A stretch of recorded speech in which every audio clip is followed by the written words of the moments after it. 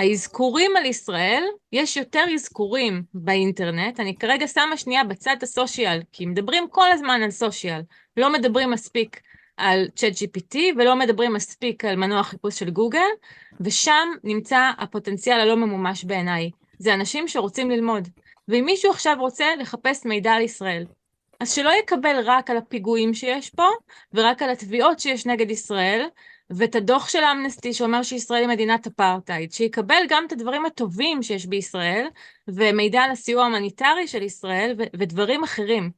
וזה חסר, וזה אנחנו לא עובדים מספיק.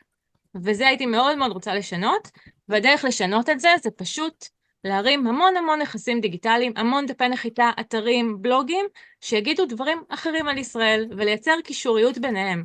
זאת אומרת, אם אנחנו נתחיל לעבוד ביחד, ולהמליץ אחד על השני, אם את מקימה אתר כזה, והחבר פה שדיבר מקודם מפנה אליו לינקים, אז גוגל מזהה את המידע הזה כמידע רלוונטי, מפנה לו טראפיק, ואני מקווה שאם יהיו הרבה כאלה, ואם נעשה עבודה בתחום הזה, גם נשנה את איך ישראל נראית בתוצאות החיפוש של גוגל. גם בוויקיפדיה צריך, אבל זה כבר לשיחה אחרת.